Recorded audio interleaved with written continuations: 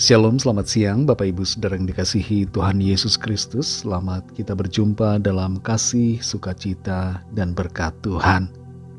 Dalam kitab Pengkhotbah pasal 10 ayat 10 tertulis, "Jika besi menjadi tumpul dan tidak diasah, maka orang harus memperbesar tenaga. Tetapi yang terpenting untuk berhasil adalah hikmat." Saudara yang dikasihi Tuhan, ada seorang tokoh pengusaha Amerika Serikat yang terkenal dalam hal inovasinya, membuat toko retail yang menjual berbagai barang dengan harga tetap, yaitu 5 atau 10 sen saja. Nama pengusaha ini adalah Frank Winfield Woolworth, dan dia membuat Woolworth 5 and 10 cent store. Semua barangnya harganya 5 sen dolar atau 10 sen dolar. Dan Woolworth menjadi pelopor dari konsep toko serba ada dengan harga yang murah. Model tokonya menjadi inspirasi bagi bisnis retail seperti Walmart dan Dollar Store. Perusahaan yang didirikan oleh Woolworth menjadi salah satu jaringan retail yang terbesar di dunia pada abad yang ke-20. Apa yang membuat Woolworth berhasil adalah karena ide dan inovasinya yang berbeda dari pengusaha-pengusaha lainnya. Dalam berusaha, saudara, dalam bekerja, perlu hikmat yang membuat kita menjadi berbeda. Dalam Pengkhotbah 10 ayat 10 ini dikatakan, "Jika besi menjadi tumpul dan tidak diasah, maka orang harus memperbesar tenaga. Tetapi yang terpenting untuk berhasil adalah hikmat." Kapak besi yang tumpul, yang tidak diasah, tidak akan begitu efektif ketika digunakan dalam memotong atau menebang pohon. Ketika menebang pohon dengan kapak yang tumpul, maka tenaga harus diperbesar. Dan menebang pohon dengan kapak tumpul akan menguras energi dan tenaga. Tapi ketika kapak itu diasah, maka pekerjaan akan menjadi lebih mudah.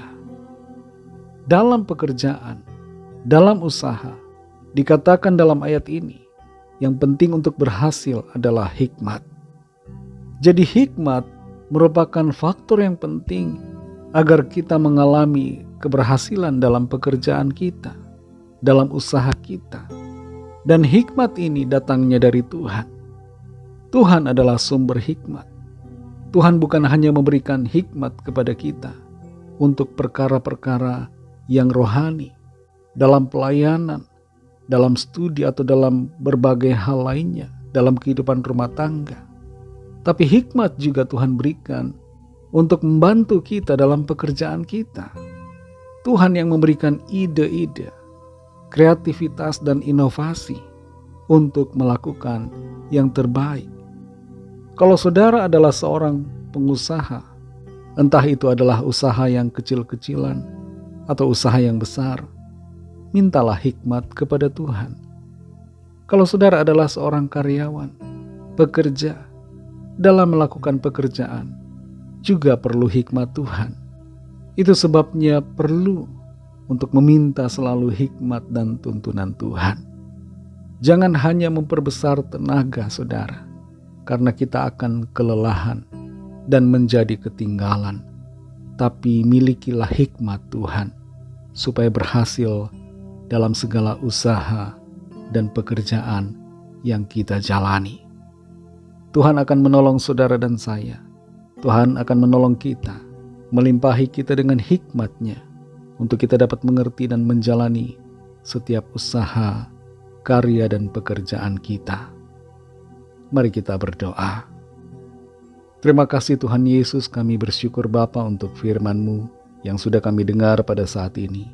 Kami mengerti bahwa hikmat-Mu lah ya Tuhan, yang membuat kami mengerti dan berhasil dalam menjalankan setiap usaha dan pekerjaan kami. Berikan kami hikmat-Mu Tuhan, penuhi hati kami dengan pengertian, supaya kami dapat menjalani kehidupan ini dengan penuh kemenangan. Tuntun kami selalu Roh Kudus untuk berjalan dalam keberkatan kepada keberkatan, kasih karunia kepada kasih karunia, dan kami terus mengalami berkat perkenanan dan pertolongan Tuhan. Terima kasih untuk firman-Mu. Dalam nama Tuhan Yesus Kristus, Tuhan dan Juru Selamat kami sudah berdoa dan mengucap syukur. Haleluya. Amin. Puji Tuhan, saudara yang dikasih Tuhan.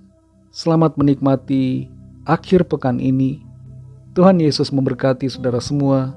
Sampai jumpa dalam renungan yang berikutnya. Haleluya.